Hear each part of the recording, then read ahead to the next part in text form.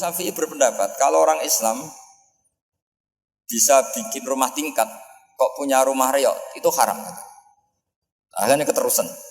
Kalau bisa jadi bupati, kok jadi ketua RT juga haram. Karena al-Islam ya'lu wala yu'la. Islam itu luhur, bukan bisa diluhurin. Sehingga rata-rata orang Syafi'iyah, termasuk kiai-kiai Indonesia, itu rata-rata ya agak-agak politikus. Ya agak-agak kedonyan, mungkin sebagian kedonyan tenan gitu. Karena gak ridho gitu loh. Kalau kesempatan itu dikuasai orang fasik, kemudian menjadi kekuatan maksi.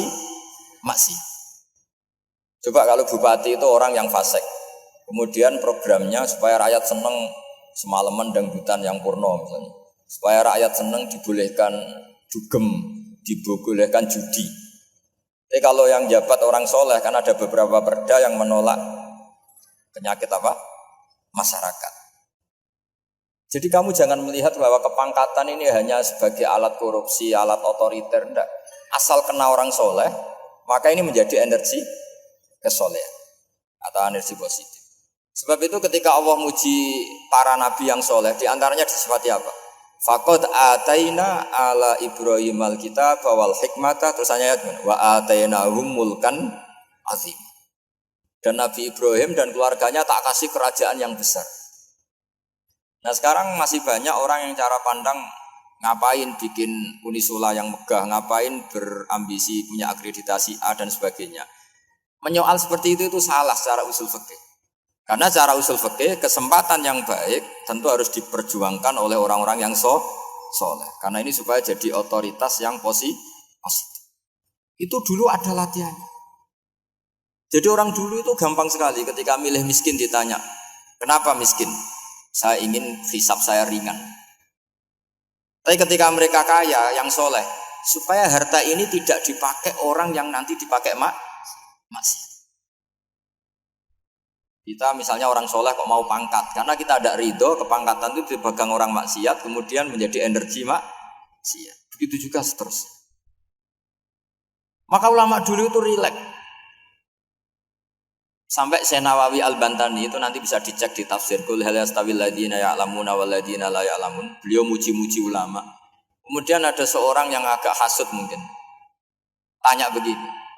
Hebatnya ulama itu begini-begini. Terus ditanya, tapi kenapa kita sering melihat ulama ngantri proposal di rumahnya bupati gitu. Sementara bupati enggak pernah datang ke ulama ngaji ihya. Jawabannya Imam Syekh Nawawi itu unik. Ya karena ulama itu tahu gunanya uang, sehingga nyari uang untuk pondok, untuk masjid. Sementara bupatinya tidak tahu gunanya ilmu, maka tidak pernah ngaji gitu. Jadi ya ringan saja. Jadi ya sudah seperti itu. Jadi kalau ada ulama kedonyan, anggap saja karena tahu gunanya uang. Jadi kenapa ulama ngantri di kabupaten, bukan bupati ngantri di ulama? Jawabannya karena ulama tahu gunanya uang, sementara bupatinya nggak tahu gunanya ilmu. Kira-kira gitu lah. Ada ustadz tidak ganteng, kesensem rondo cantik, karena tahu gunanya ustadz itu. Artinya tahu gunanya kalau saya nikah nanti punya anak jadi gus, karena kan dia kiai gitu. Tapi rondone raro gunanya dia karena miskin gitu. Jadi ulama dulu itu rileks, menafsirkan apa saja itu rileks, termasuk saat terpojok itu rileks. Karena semuanya dianalisis pakai ilmu. Sehingga ciri utama wali itu apa? Ala inna awliya Allahi la khaufun alaihim walahum yahzanun. Enggak ada rasa takut, enggak ada rasa gampang. Karena melihat sesuatu itu gampang saja. Saya ulang lagi, melihat sesuatu itu gampang saja, ringan. Saya beri contoh ya betapa pentingnya mindset ya, cara berpikir. Orang itu menjadi kikir itu karena nganggap hidup itu lama dan uang itu penting. Kalau zaman Nabi itu sederhana kalau melihat hidup.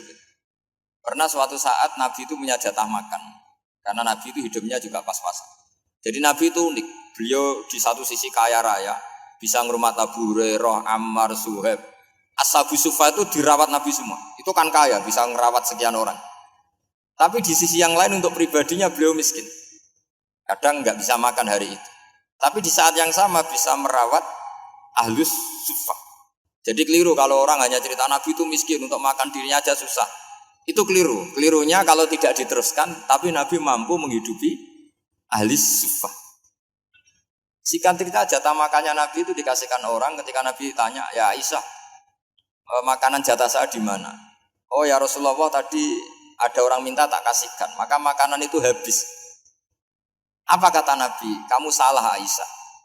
Yang kamu kasihkan itu justru yang masih. Ya yang kamu kasihkan itu justru yang masih. Sehingga Nabi menganggap, makanya Nabi terus ngendikan. Ya kalau mukhatabnya lelaki ya kira-kira begini.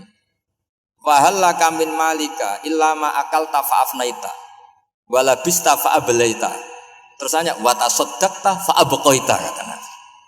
Harta kamu ya kamu makan kemudian ke WC jadi kotoran atau punya pakaian mewah nanti rusak.